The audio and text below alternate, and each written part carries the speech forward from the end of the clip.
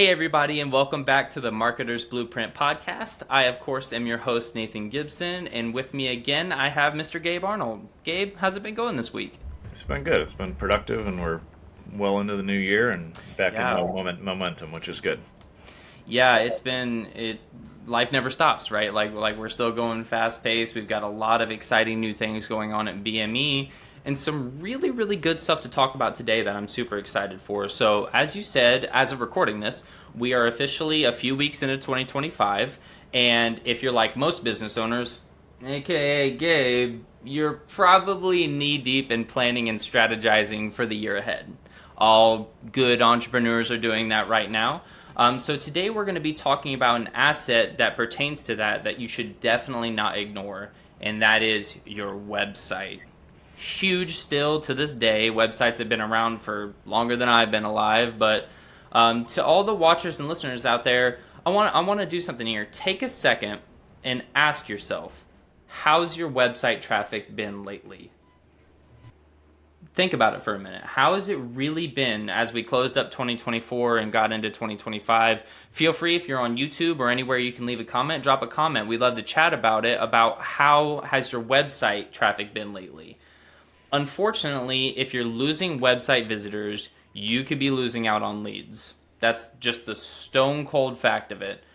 Luckily for you, in today's podcast, we're going to be sharing some of our proven strategies when it comes to recapturing those lost leads and transforming them into high quality conversations. It's something we've done for over 18 years now, and we really want to share some wisdom on it.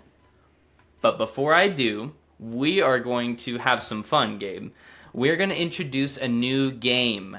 Now, whether this sticks or not is up to you guys. We'll see if you like it, but I think this is going to be a lot of fun. So we're going to call this the Marketing Minute. And we're going to make it a minute because Gabe and I like to, blabber on a little bit. But here's how it works. So I'm going to set a minute on a clock that I have here. And in that time, you, Gabe, are going to share a tip or advice related to marketing or whatever you feel is relevant for everybody to know today. Are you ready? All right, we'll see what I can do off the top of my head after I All can do it. right, go.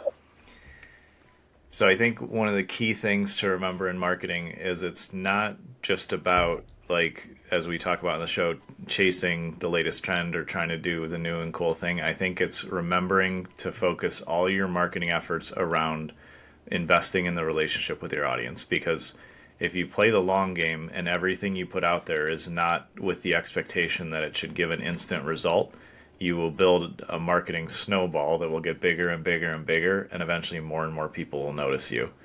We've seen this over and over with clients that we work with. They're like, I don't think my social media is working. And we're like, stick with it, keep posting, keep sharing your authentic truth, who you are, what you really do in your business, and the right people will find you. And it's like that with social media, with email marketing, with SEO work, everything you're going to do. Just think about, how does this contribute to the long game? And if you are looking to invest and deepen your relationship with your audience, everything is going to work out well.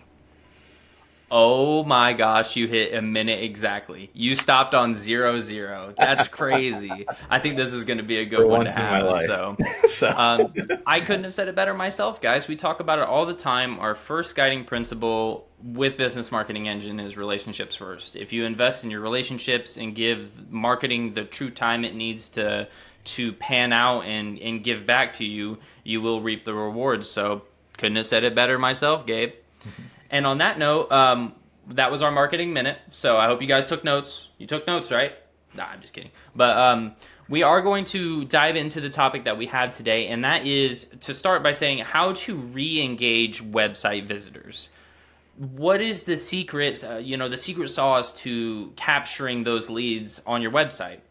One that I'd like to discuss first is pop-up notifications. Now, hold on. I know a lot of people click off of these pop-up notifications before they even have a chance to pop out. But one tip that I'll give, and then I'll get some insight from the master, is more specifically subtle, well-timed pop-ups that offer real value. Right, Gabe? yeah, exactly. You have to make sure that what you're putting in your pop-up opt-ins is contextually relevant and interesting. So at a baseline, you can put a pop-up across your whole site. You only want it to pop up once or twice before a cookie setting doesn't keep showing it over and over to user. You don't want to annoy them, but you want to give them a positive interruption is what a pop-up should be. So we've had different ones on our site where like how to increase your your brand presence with a new logo and a branding. Like here's a guide of how to do that, or here's how to create a funnel that gives you was given our clients 7 figures of revenue or more. You want it to be relevant to what you're offering, and you want it to be interesting and valuable and be communicated as such. It shouldn't just be like pop up, join my email list. Why should I be on your list? That's Right. or just pop up and like save 10%. If that comes up instantly when you hit an e-commerce site, you're asking for a higher level of engagement before they've even gotten to check out a product or something like that. So really put yourself in your buyer's shoes, in the audience member that's going to be visiting your site, and say what would be something really valuable that they would say, thank you, I appreciate you sharing that with me, and then pop it up that way and explain to them the benefit they're going to get right in that first messaging. And that's really key. Yeah, I agree. And that's like, we talk about this a lot. Guys, you can't be cookie cutter with a pop up notification. People are already, have a bad idea about them. Most people click off of them before they can even pop up fully, right? So it has to be something engaging, subtle, but offer an impact, something that's worth them reading through and clicking. You need to make it short and sweet, but impactful. And we say that with a lot of things when it comes to, optimizing your landing page, which we have guides on and things like that. So I'm going to go through a couple of common uses for pop-ups, and I'll just get some thoughts from you, Gabe, and maybe some experience you've had with these different techniques. The first one, I'd like you to dive a little deeper on because you kind of mentioned it in a more negative way of like a 10% offer, right? But there is ways to do it properly. So the tip is exclusive discounts, flash sales, or limited time offers to entice them to take action. What is the proper way to go about that, to give a discount? Yeah, so exactly what I said before is important. You don't just want to say, hey, save 10% on your next order. Right. That everybody's heard that millions of times in their life, probably at this point, if they've bought online at all. But if I say save 10% on this product, resource, tool that's going to make your life better, and also get a guide, get this, get this, get all this benefit, explain why there's more than just 10%. Like save 10% on improving your memory if you were selling a memory supplement. Mm-hmm. Like tie it to a real result. Don't just stick it out there as 10% is good enough, or whatever you choose. So when you are doing discounts or specials or flash sales, connect it into the buyer's experience, their journey, and then they absolutely do take advantage of that stuff. But don't just make it boring and non-relevant of like, oh, save some money. No, save 20% on investing in your health, or save 20% on this whatever you're buying next that you're trying to enhance your life or solve a problem with, and tie it to that instead of just dangling it out there without context. Yeah, because I mean you're asking for a commitment, for an email, for a phone number, for something. You're asking for a commitment. They have to feel like it's worthwhile. I don't opt into anything unless I feel like either it's a good enough discount to actually opt into that, or they're giving me something that's impactful enough where I'm okay sharing my information. Because that's exactly what a pop-up is doing, is exchanging some kind of gift or discount for information. And people have to think that's worthwhile. So remember that when you're like, discounts are okay, and it's people do want to save money, but you have to make it enticing and worthwhile to take that action. Another one that is really powerful one that a lot of people do use is reminders of abandoned carts to kind of gently nudge shoppers back into their purchase. That can be a pretty powerful asset for a business, right? Yeah, so if you were to walk into, I have an electronics shop around here called Micro Center, and if you were to I come love into Micro Center. yeah, they're awesome. And so if you were coming to Micro Center and you picked out whatever you're buying next, like your new gaming PC, and you brought it up to the counter, and then you went, I don't know if I'm going to buy this or not.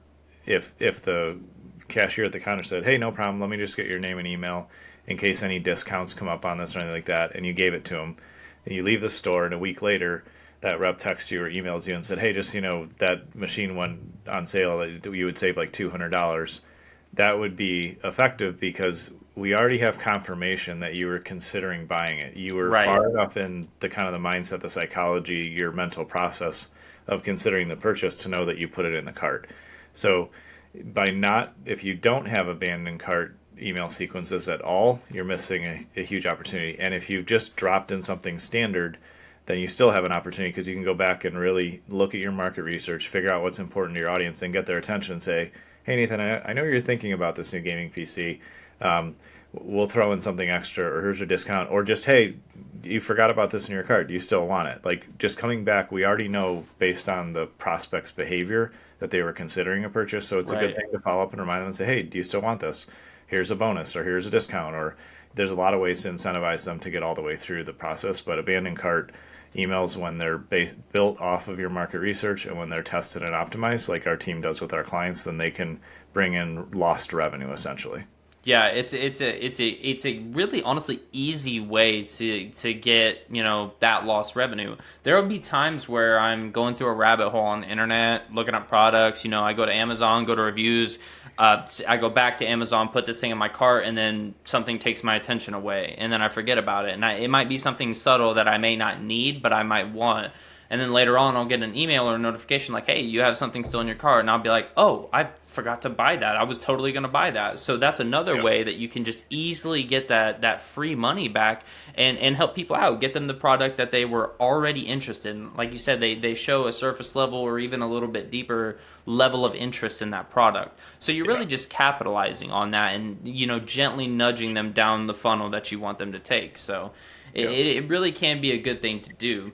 Another couple things is updates about blog posts or articles or events related to their interests, and then also news about upcoming events or important dates. These can be valuable for services, right? Like people who offer a service to people that they keep coming back to or reading upon.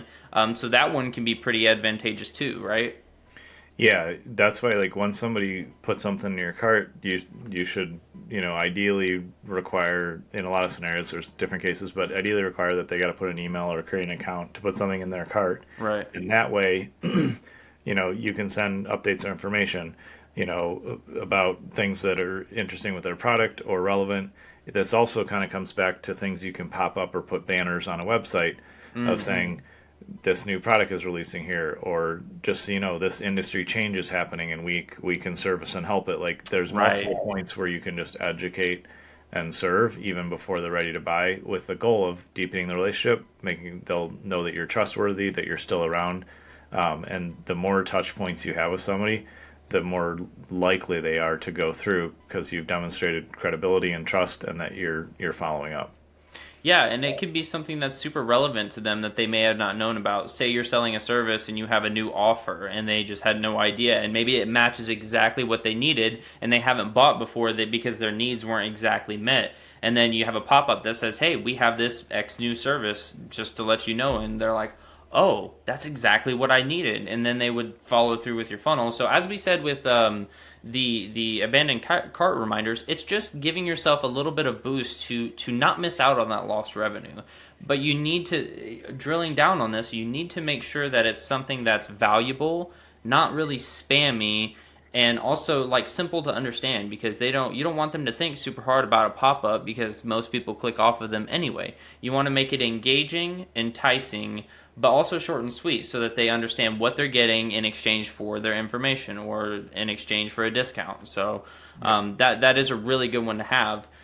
There's also, I see this one a lot, and I am curious to get your thoughts on this one, is real-time notification that show other customers are actively engaging with your site. So an example, John Smith just purchased the X product. So like real time updates. One I see often is like chat with a live representative or something like that. What are your thoughts on adding that to your website when it pertains to business? Yeah, having live chat is always a good idea. Depending on what you're offering and your traffic and a lot of things, will that'll drive how much engagement you get with it. But having live chat and having an option to ask somebody, a question about things is really helpful there. I've seen the other thing you mentioned. They're called social proof widgets that are showing that, oh, other people are buying this product, and like Nathan just bought XYZ product, Gabe just bought this product. In certain niches and spaces, those can add credibility. However, they've become so popular that in some spaces people are used to them, ignore them, and don't trust them. So when I put something like that, or even a live chat on a website, we like to monitor performance, see if it moves the needle or if it doesn't change anything. If you add like that social proof kind of roller that I see, there's a bunch of different tools that do that, Yeah. and your sales don't change at all, then pull it off, because if it can't move the needle positively, it's probably distracting people. So I've seen them work really well. I've also seen them just be a distraction and actually lower the credibility of sites. And the answer to that is both in testing and truly knowing who your audience is. If you're going after, if you're a B2C, you're selling to consumers and not to business owners, I'm confident that those will work better than if you're selling to business owners. 100%. We are healthily a little bit more skeptical about what we see, and we may have some more awareness of how that tech works. Boy, if I don't know it. So, Yeah, no, that's the thing that we always, kind of drill down here is continual optimization. If you All of these are worthwhile to try out, if you feel like it's worthwhile to give it a shot, but then if it's not generating you profit or not giving you some kind of positive impact for your business, kill it.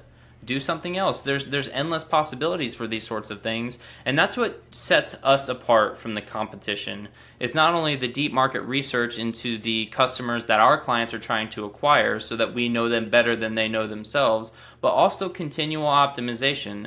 So if you guys need help managing your pop-up notifications or crafting a better website, let us know. We have links below where you can reach out to us and tell us what kind of business that you have, what struggles you face, and I'd love to have a chat with you just to see what we can do.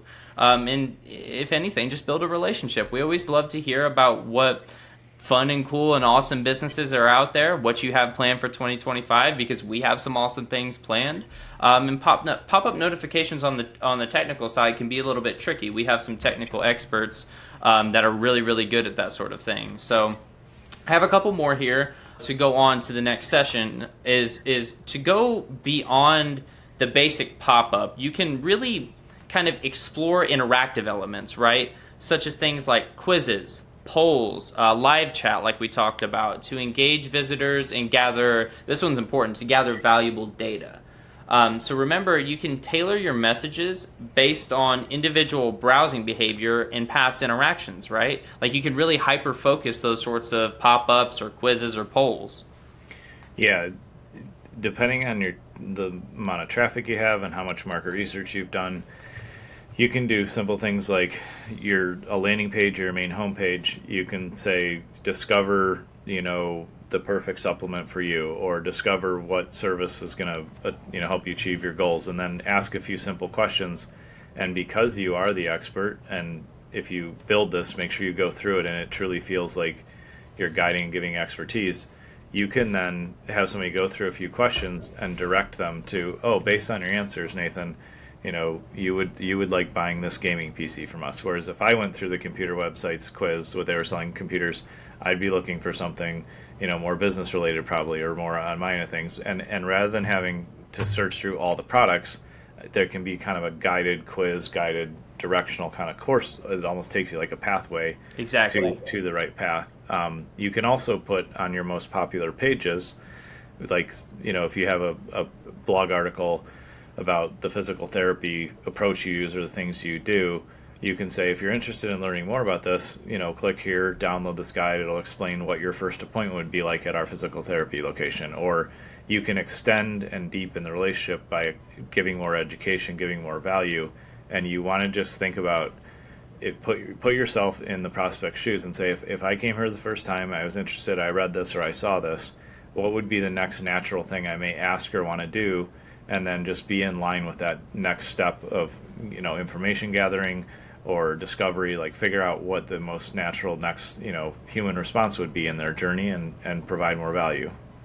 Yeah, 100%. I mean, like, gathering that information is part of what has made us so successful, is being able to understand exactly who you're targeting, what languaging, what images, what colors. It goes so deep when you really understand who you're serving and who you're selling to. you can not only sell more to those types of people, but you can understand their needs, their wants, their desires, everything about them, and so you can connect with them better. So I think that's a really, really important thing to touch on.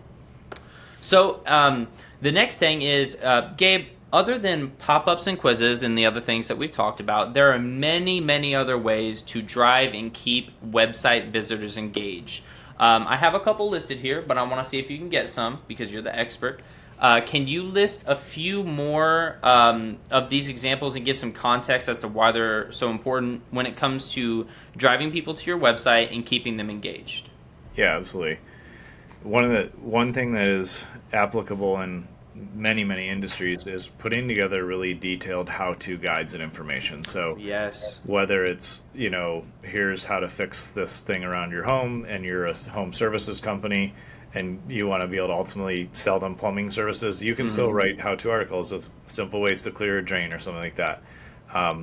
The other thing, is if you're, selling a product, you can have, product demonstrations of like, this is how my product solves this problem. A lot of software as a service, SaaS companies, will put a demo up that says, if you want to be able to gather this information or achieve this result or do this thing, this is exactly how it works. And so just being really open and transparent and doing like full product demos, whether that's a physical product or supplement or something you're selling, or it's a software solution, how-to content, demo content is really helpful. And another thing that that doesn't always get talked about, but if you go and start to, there's a lot of different research tools for this that we can talk about another time, but if you do the research and find out these are 50 or 100 different questions that people ask about how to solve this problem, whether it's like, I have injured my knees and have bad knees and I want to learn how to rehabilitate things myself, something like in the physical end, or I want to learn how to write and sell my first best-selling book, or any of those things. If you start to collect all those questions, you can start to post videos on your website, articles, you can start to just answer question after question. And the reason that's relevant is that we get on the internet and we search for things, and we even look in social media and search video sites trying to solve problems. How do I do this? Yep. Or what does this mean? And if you're consistently putting that content out, then search engines are going to pick that up. People are going to share it. They're going to go, oh, this site, this company, this person, whoever is the go-to source for information. So it's really about the more educational content that you create and the more that you promote it, both organically and with paid advertising, then people are going to find your site and find valuable solutions and valuable information. That's why just creating AI content isn't going to be any good, because everybody can find that somewhere else.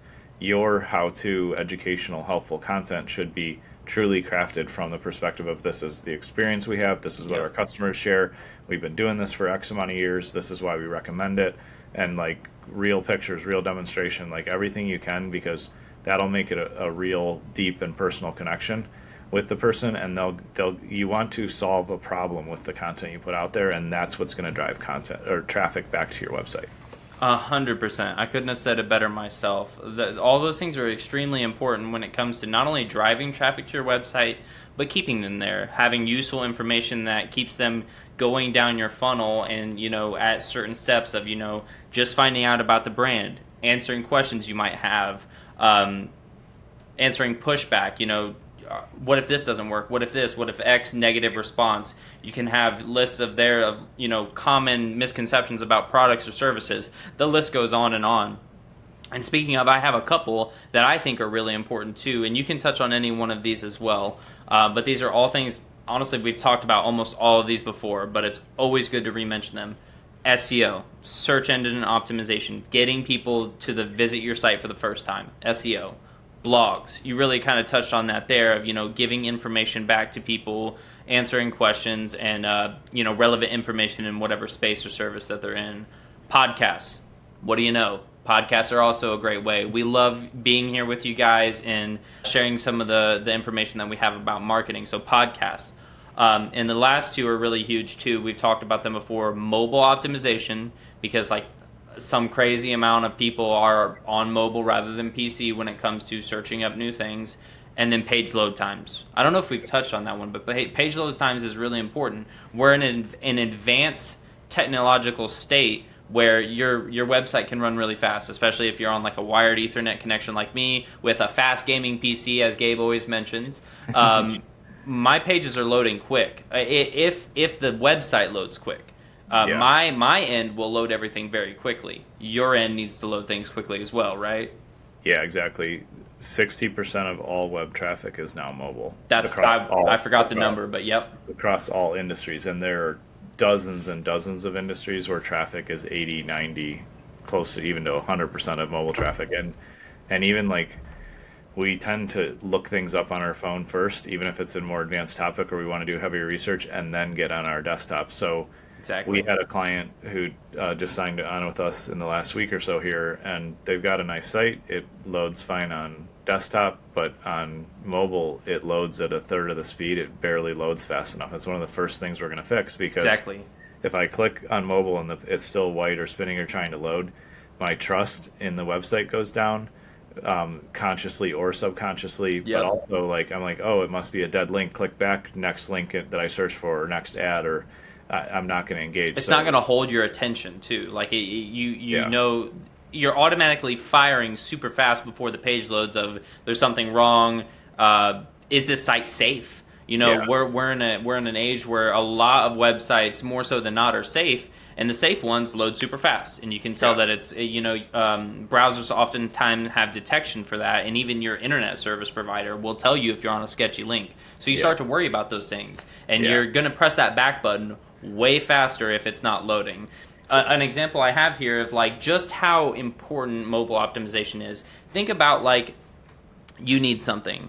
I've been playing guitar recently and I needed to buy guitar picks. What's the first thing I do? I pick up my phone and go to Amazon. I don't go log on to my computer, sit down, open up Amazon and search on my computer. I was on my couch and I was like, I need guitar picks. And I scrolled, found guitar picks, bought them. With yeah, almost anything, that's the first thing you do because everybody's just got their phone on them at all times. It's always right there next to you.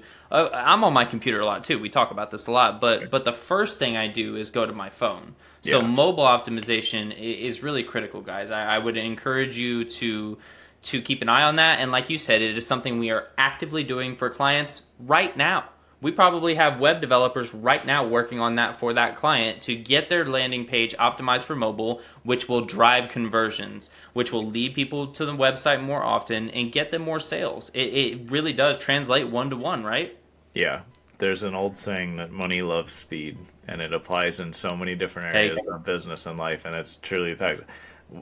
Not only will maybe maybe more subconsciously for a lot of people might trust drop in the site, but we're in such a highly optimized era exactly. in modern society that, like, if this is taking too long to load, then I don't want to deal with it. Like, that's just normal human behavior. That's So what it boils down to. Is like exactly. all the problems we talked about earlier. It's like I don't want to deal with this. There's another site. You know, Yeah, there's so much in the internet that you know there's something else. Like if you're searching exactly. for guitar picks and I go to this site and it doesn't load the guitar picks onto the next. I know that there's more guitar picks. I mean, come on. Yeah, So exactly.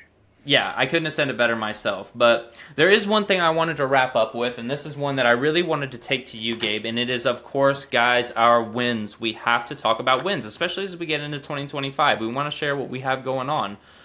So the first thing is we launched a new quarterly process where we do business reviews with our clients. And I wanted you to just touch on that and elaborate on what that means for us as a company. Yeah, so this is something that we've done for some of our large accounts for quite a few years, and what I'm excited about is we spent the last quarter, really making this a process that we can do with all of our clients, where we sit down and say, how are you investing in marketing? What are the results? What optimizations or changes do we need to make? Is there anything that's changed in your market, like the audience you're serving? How's the business running in general? What marketing technology and strategic leadership solutions can we offer?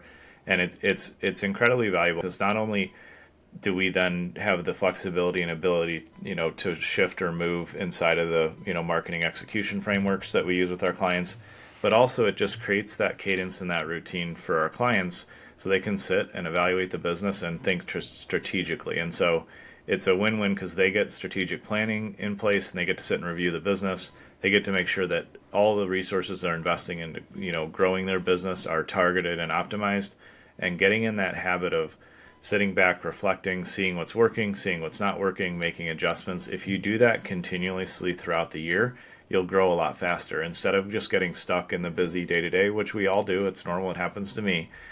This process is just something we've designed to really support our clients in being really strategic with their time, with their investments, and it allows us to stay tightly aligned throughout the years of the relationships that we have with all of our clients. And so I'm really excited that we're now rolled this out, to all of our clients, and it's a great process that we've already gone through with a couple, early clients for our final kind of beta testing, and it's provided great results of here was the learning and wins and success. Here's the opportunities for improvement. Here's the next opportunity when you're ready to invest in it. And it's been a great process. I'm really excited that we've rolled that out now.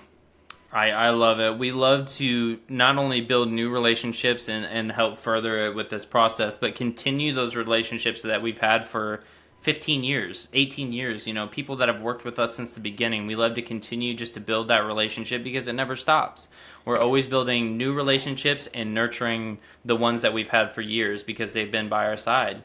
And I couldn't think of a more positive note to wrap up on. It has been an excellent episode. Guys, again, if you need help with pop-up notifications or optimizing your websites for mobile, please check out our links below. We would love to have a chat with you and see if there's anything we can do to help you out. And on that note, Gabe, I hope you have a good rest of your day, and thank you all for tuning in. Thanks, everyone. Bye-bye.